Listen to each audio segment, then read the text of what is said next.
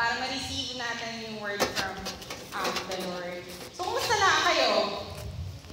Overwhelmed? Overwhelmed ba sa pagmamahal ng Panginoon? Ayan, di ba? So, paglabas nyo sa lugar na to, sana kayong bagong tao.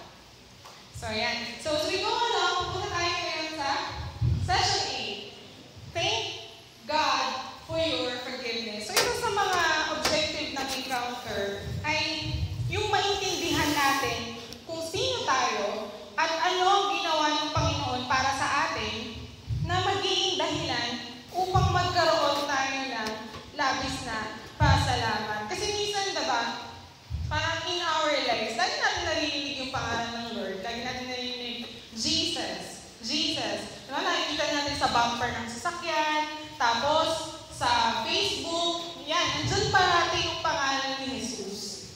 So, minsan kasi, parang, okay, lagi natin nakikita, pero nakakalimutan natin, ano nga ba ang ginawa ng Diyos para sa atin, para magkaroon tayo ng labis-labis na pasasalamat. Okay, may tanong naman ako sa inyo ngayon. Sino dito yung kahit kailan, in his entire life ay hindi nagkasala? So sabi nga nila, taas ang kamay ng sinungaling. And liars go to church. Diba? Ano yung katotohanan? Ang katotohanan na lahat tayo ay nagkasala. Tama ba? Meron ba dito nasa malaya tayong bansa? So pwede niyo sabihin sa akin, Ate T, I disagree with you kahit kailan sa buong buhay ko ay hindi ako nagkasala. Meron ba dito? Wala. So nagkakaintindihan tayong lahat, malinaw sa atin na lahat tayo ay nagkasala. So, meron naman akong good news. Diba? Na tayo ay nagkasala na ang dami-dami natin karumihan sa buhay eh. At alam nyo, sa akin na may personal experience. Ako po ay sa buong buhay ko, bago ako maging Kristiyano, pinanganak po ako sa pamilya ng Iglesia ni Cristo. Meron bang Iglesia ni Cristo dito dati? Ayan, si Ate Pao. Ayan. Ayan, paano kaya? Huminiki. Ayan, huminiki kapatid. Ayan, at nakikita tayo dito, napakabuti ng Diyos, diba? So, sa akin, bibigyan ko lang kayo ng background ng aking experience nung ako ay Iglesia ni Cristo. Doon kasi, and tell me if you agree with me, ang focus doon ay, eto ang mga kautusan. So kapag ginawa mo ang kautusan, manlulugod sa'yo ang Diyos. Pero kapag hindi mo ginawa, hindi mo sinunod, o kaya nagkaroon ka ng kasalanan, hindi ka love ni Lord. Magkakaroon ng masamang mangyayari sa'yo. Parang ito na-experience ko nun eh. If I remember before, hindi kasi ako nagsamba. Hindi ako nagsamba. Kasi samba yung tawag nun eh. Nagkasakit ako nun pagkatapos. At ang sabi sa akin ng nanay ko, sabi niya, ayan, tingnan mo, dahil hindi ka sumamba, naparusahan ka ng Diyos. Nagkasakit ka. Diba? Lumaki ako na parang, alam mo yung tingin ko sa Diyos, na parang, hindi ako makapagtapang na lumamit sa Kanya. Bakit? Ang tingin ko sa Kanya, hindi yung Diyos na kilala ko ngayon na Diyos na nagmamahal. Ang tingin ko sa Kanya nun, Diyos na nagpaparusa. Na kapag sinunod ko, okay, good terms tayo, pero kapag hindi ko sinunod yung mga kautusan, wala, bad terms tayo, paparusahan kita. At for that reason, sumula na natiwalag ako dahil hindi ako mabuting bata, mukha lang ako mabait sa inyong harapan ngayon, pero ako po ay napakasuwaling na bata. Nung ako ay teenager, nag-ayos ako at age of 16.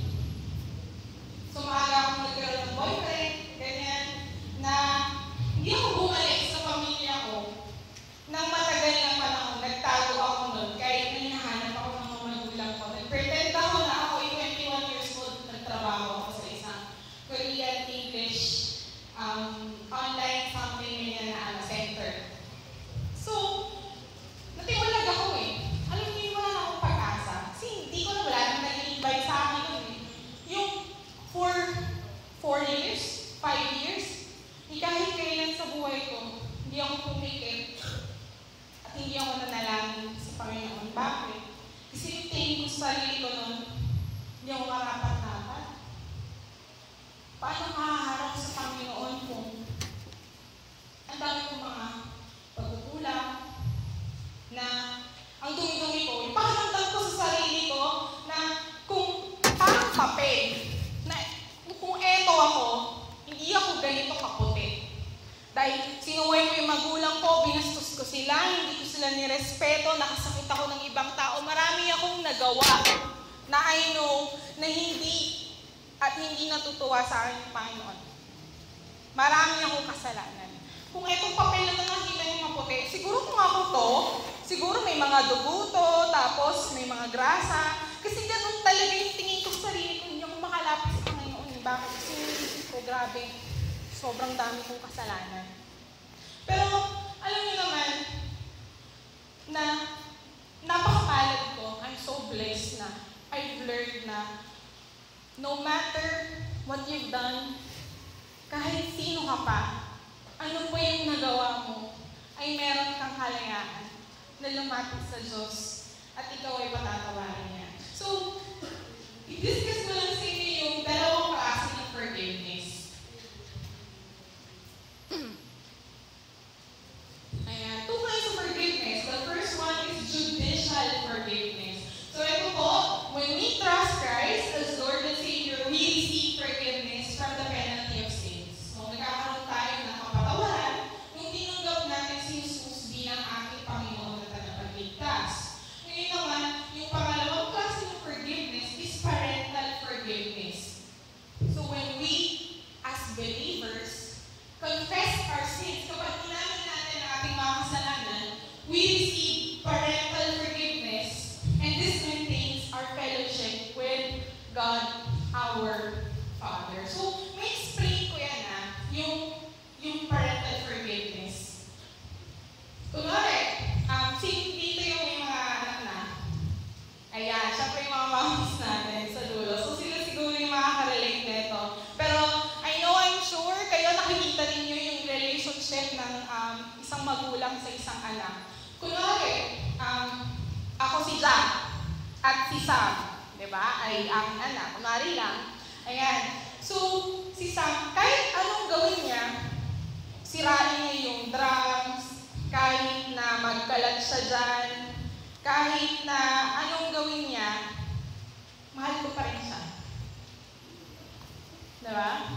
Kahit na anong ginawa ng anak mo, hindi mo maiaalis ang katotohanan na anak mo yun at mahal mo siya. Tama?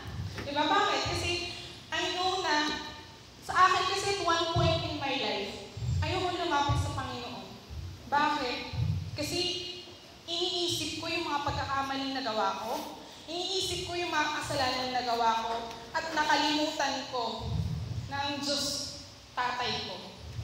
Nakatingin ako dun sa lahat ng mga pangit na nangyari, lahat ng mga kasalanan na ginawa ko, at nakalimutan ko na mayroong isang ama nag-aantay lang sa akin lumapit at handa akong patawarin sa aking mga kasalanan.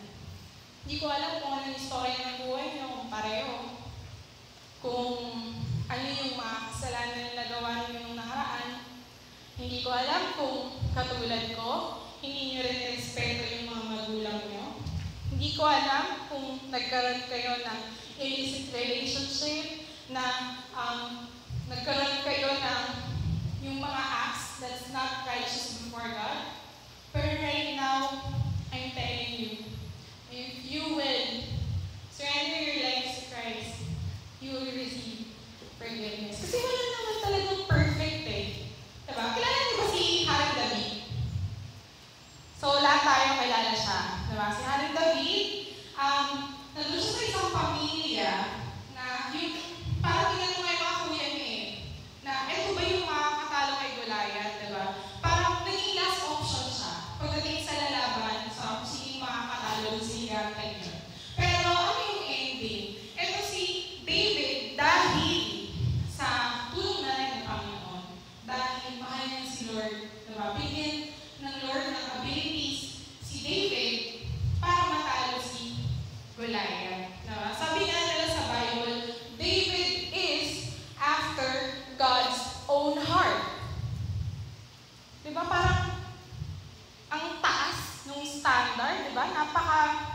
kumbaga parang kung ako yun, king is after God's own heart. Talagang naman siya na parang taas lang, diba? Pero posible naman yun, na kasi we're trying to be anyway. We are, of course, we're following Christ, so we can become like Him. Pero, si David, parang kung titingnan mo siya, diba? Grabe, mahal na mahal niya yung Panginoon, na ang dami yung sinulat na kanta, na awit para sa Panginoon. Pero, alam niyo ba, babalik tayo sa katotohanan na walang taong perfecto. Na siya, na bilang tao, ay nagkaroon din siya na kasalanan. Kahit nagaano siya kamahal ng Panginoon at kahit gaano yung pagmamahal sa Panginoon, nagkasala si David. So, kukwento ko lang sa inyo, background kayo, ano ba yung nagawa ni Haring David? Kung ano yung pagkakasala kanyang nagawa? So, si Haring David, nandun siya sa kanyang palasyo, tapos nandun siya sa rooftop, medyo nag-chill lang siya doon. Nagpapahinga, ganyan, tumatanaw-tanaw, tapos, di ko alam kung saan napatingin siya somewhere, tapos nakita siya ngayon ng isang magandang babaeng naliligo. Ang babaeng yung pangalan niya ay si Bathsheba.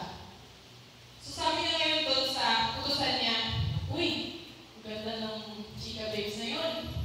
Pwede mo puntahan mo yun, bigyan mo ako ng information tungkol sa kanya. Sabi niya, Haring David. Tapos bumalik niya yung utusan niya, Haring David, yung babae po ngayon na yung nakita ay si Bathsheba. Siya po ay asawa ni Uriah the Hittite. Si Uriah ay isang sundalo. Ayan. So, si Haring David, he's very fascinated kasi ang ganda talaga ni Bathsheba eh. Talagang nag-stand out eh, di ba? Kasi pag nasa rooftop ka lang yung kaharian, ang dami mong pwede makitang tao, pero yung babae nag-strike sa kanya. So, yung ginawa niya, nagpadala siya ngayon ng isang messenger. Sabi niya, messenger, puntahan mo yung babae niya at dalhin mo sa aking kaharian.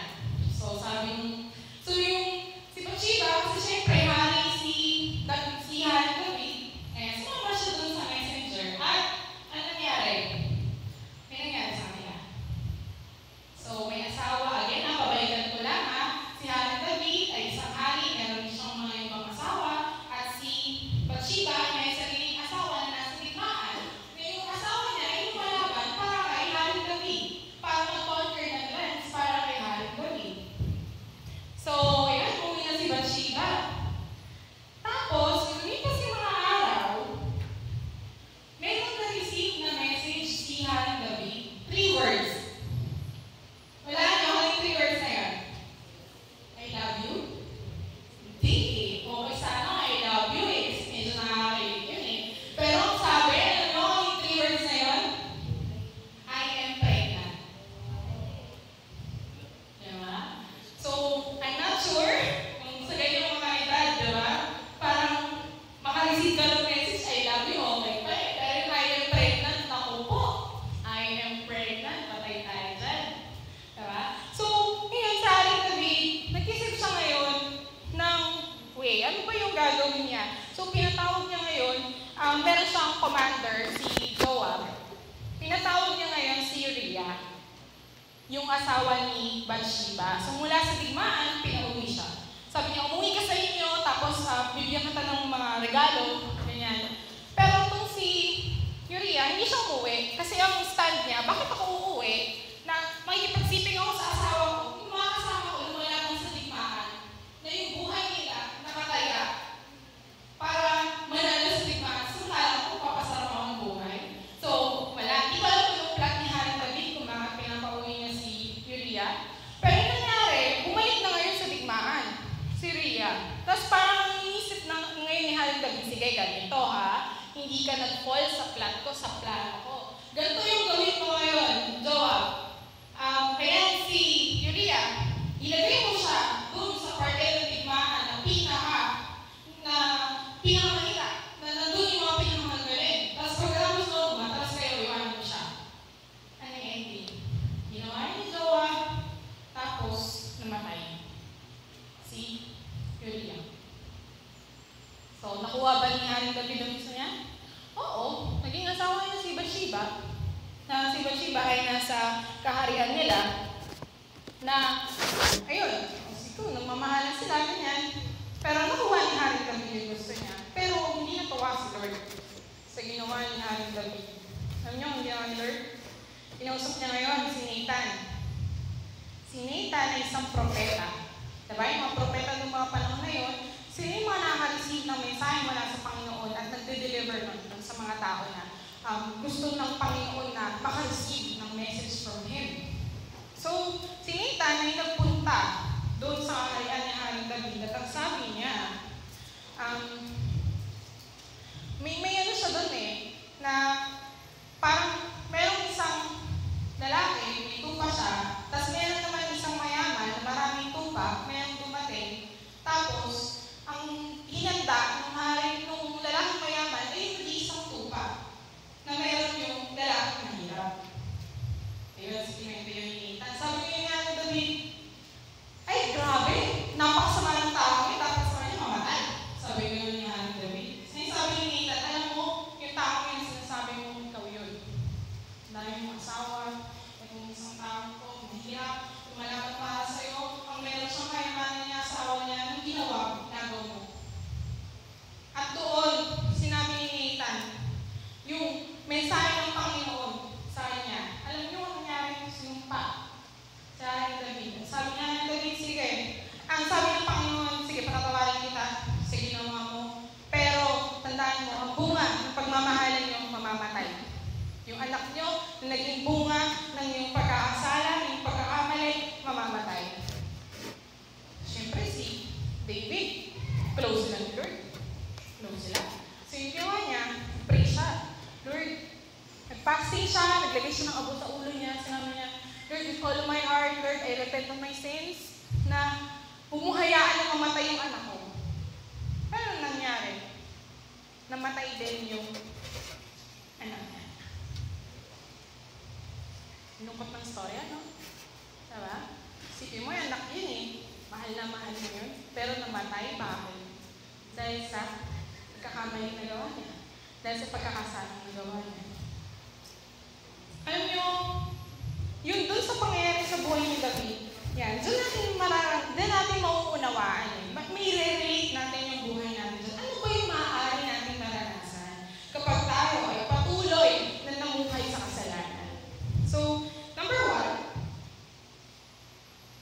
sin affects finances. Pananalapi. Sabi sa 2 Samuel 12:8, I gave your master's house to you and your master's wives into your arms. I gave you the house of Israel and Judah. And if all this had been too little, I would have given you even more. So yun yung una, na ang kasalanan ay nakaka-apekto sa ating finances. Number 2, sin opens the door to the spirit of violence, kaguluhan. So sa 2 Samuel 12:10, now therefore the sword will never depart from your house, because you despised me and took the wife of Uriah the Hittite to be your own. Sinabi ng Panginoon yan na the sword will never depart from your house. So magkakaroon ng kaguluhan doon sa buhay ni David. Nagsimula naman yan kasi dahil si David, nag-desire siya na hindi kanya. And number 3, ayan, sin gives rise to public shame, kahihiyan. Sabi sa 2 Samuel 12:11-12, this is what the Lord says, out of your own household I am going to bring calamity upon you. Before your very eyes, I will take your wives and give them to one who is close to you, and he will lie with your wives in broad daylight.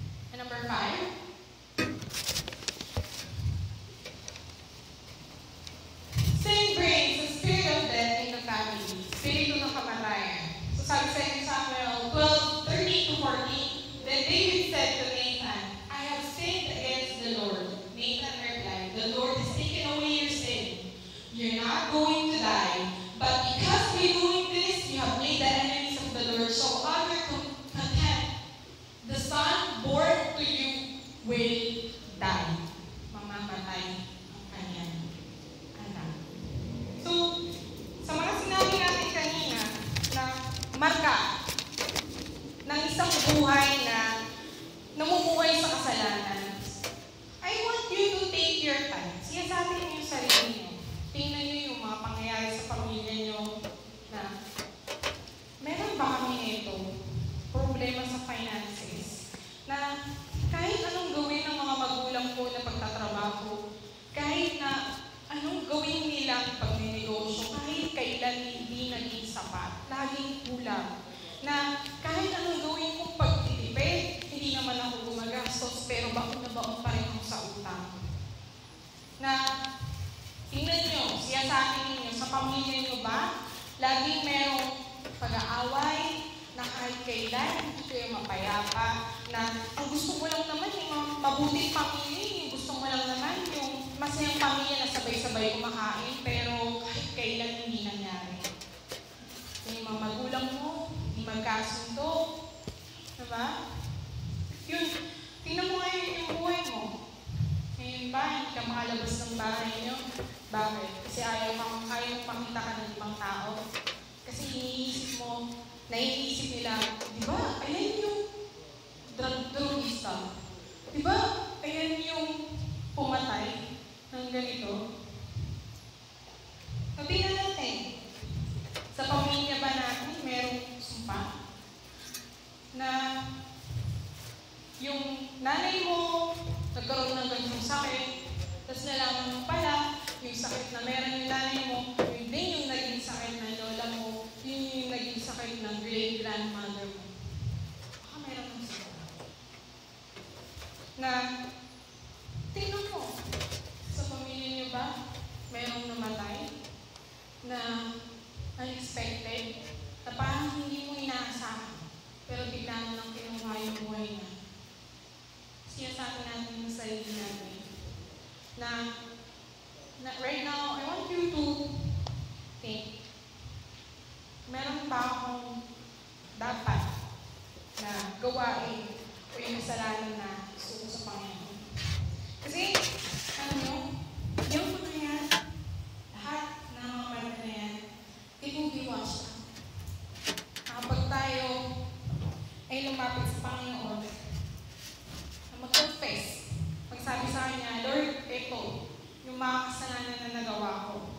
And Lord, I'm very sorry. I repent of my sins. So, makikita rin natin sa next slide na si Haring David, meron siyang sinabing verse sa Psalm 32:5 na when I kept silent, my bones grew old through my groaning all the day long. For day and night, your hand was heavy upon me. My vitality was turned into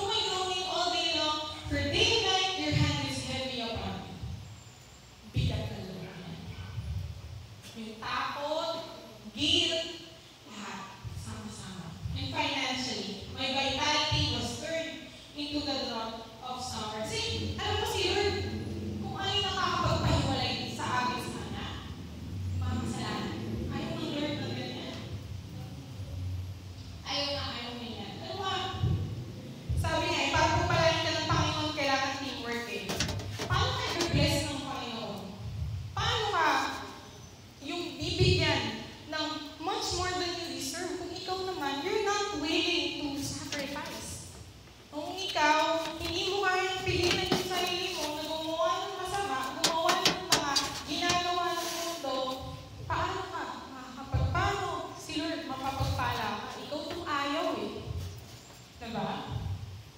So yun, sa next slide natin.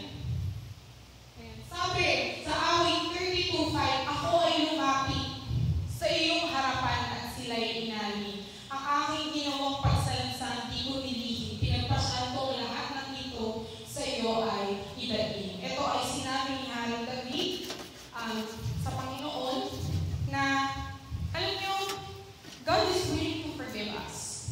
Pero ano yung inaantay niya? Inaantay niya na aminin natin yung mga pagkakasala natin ginawa. The more na nilihim mo, the more na you kept it to yourself, parang iniisip kasi natin pag nakagawa tayo ng mali, tapos lumipas, yung mahabang panahon, parang iniisip natin, wala na yun, cancel na yun, nakalimutan na yun. Pero sa Panginoon, no.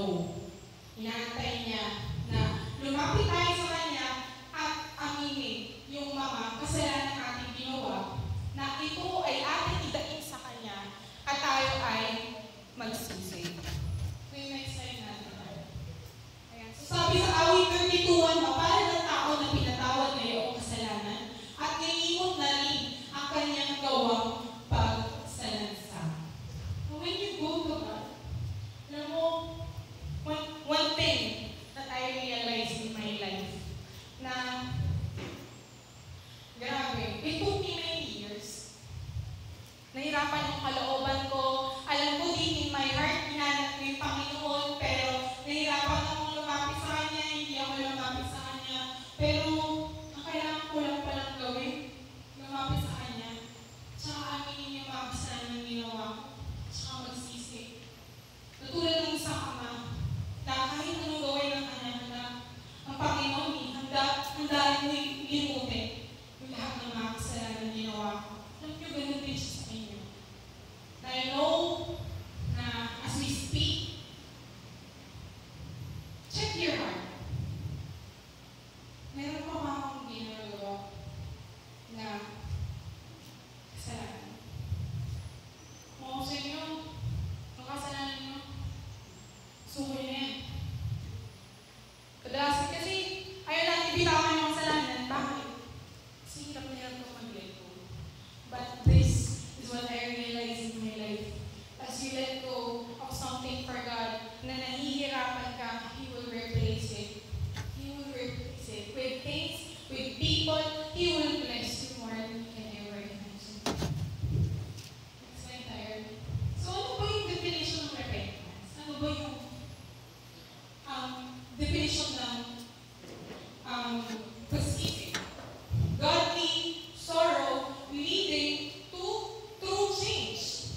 So, hindi sapat na ikaw sa iyong mga kasalanang ginawa, sa iyong maling ginawa, na nalungkot ka lang. Alam niyo kung ano yung tunay na pagsisisi? Yung tunay na pagsisisi, pag ikaw, nalungkot ka, oo, na-realize mo, mali yung ginawa mo, pero deep inside you, you said, Lord, I'm sorry, and I won't go back to my old ways anymore. I will change for you. So yun yung tunay na definition ng pagsisisi, na dapat tayo ay nagbabago. Kasi, tututusin, nilinis ka rin. Yung baboy, diba? Tayo yung baboy. Yung baboy, yung kumang meron sa putikan, gusto niyo bumabalik-balik doon. Hindi ka baboy. Tao ka. You're made in the image and likeness of God. At kapag ikaw, nilinis na, diba? Babalik doon sa putikan. Hindi naman masaya sa putikan. Diba? Bakit hindi natin asamin yung pagbabala ng Panginoon kapag tayo, yung heart niya, sinunod natin? If we love God and love people, if we win souls and make disciples, diba? Yun yung gusto ng Panginoon. And there is so much blessing kapag sinunod natin, kapag we consider kung ano yung tinitibok ng puso ng Panginoon. So, yung number 1, ngayon, sinasabi natin yung buhay natin. Alamin natin yung mga kasalanan na pinatawad ng Diyos. Ano ba yung mga kasalanan na pinatawad na ako ni Lord? Diba? Number 2, huwag tayong matakot aminin ang kasalanan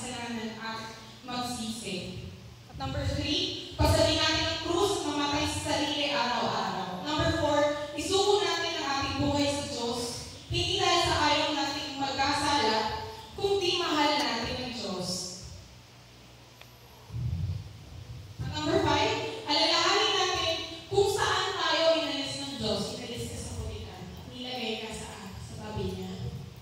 Nilagay ka sa tabi ng Panginoon para mahalin ka. Huwag ka nang bumalik doon sa maraming lugar na nandun ka natin. At number 6, alalahanin natin tinawag tayo ng Diyos. We're chosen. Lahat tayo pinili ng Diyos. Diba? Huwag mo takbuhan yung pagmamahal niya. Huwag mo takbuhan yung pagkapili sa'yo. At number 7, alalahanin natin kung gaano kalaki ang habag ng Diyos sa atin. At number 8, isipin natin ang ating kinabukasan at kung paano tayo hahadlangan ng kasalanan upang marating natin ang ating hinahanap. So yung mga bagay na dapat gawin. Kasi talaga, in your life, and sa experience din, yung kasalanan ay isang balakid, isa siyang blockage para mapagpala tayo ng Panginoon. Alam niyo, si Lord gusto naman tayo pagpalain. Kasi totoo yun eh. Lahat ng sinabi niya totoo. For I know the plans I have for you, declares the Lord. Plans to prosper you, not to harm you. Plans to give you hope and a future. Kaya lang, blessing ng Lord, ibibigay niya yun. Diba? Kung tatanggapin mo. Pero when you choose na mamuhay sa kasalanan, gawin pa rin yung mga dati mong ginagawa, it's like declining God's blessings into your life. Samahan ba tayong tumayo?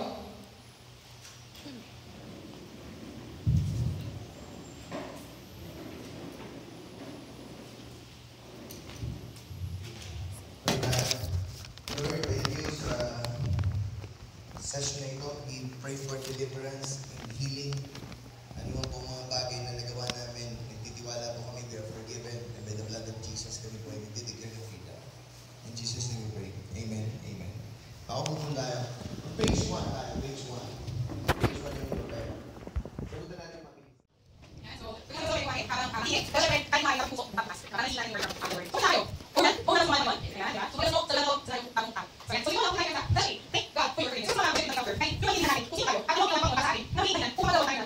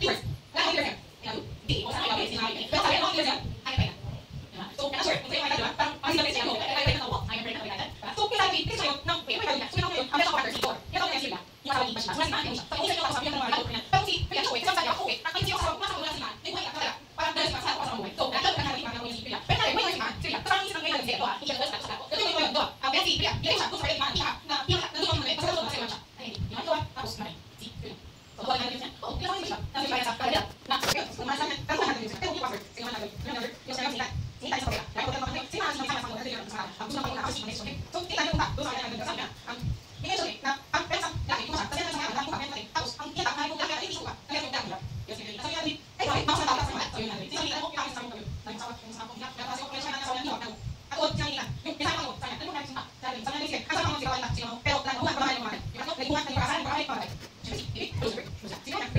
kasi sabi, so, una naman niya, you follow my hard work, I depend on my sales, na umuhayaan ko mamatay yung anak ko. Pero nangyari, namatay din yung anak niya. Ano pa istorya, no? Diba? Sige mo, anak yun eh, mahal na mahal niya, pero namatay pa ako. Dahil sa kakamay ng gawa niya, dahil sa pagkakasabi ng gawa niya.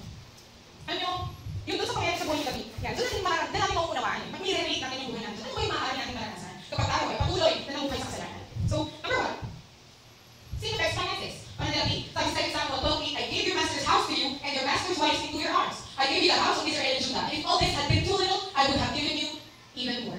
So yun yung una, na ang kasalanan ay nakaka-apekto sa ating finances. Number two, sin opens the door to the spirit of violence, kaguluhan. So sa example 12:10, okay, now therefore the sword will never depart from your house,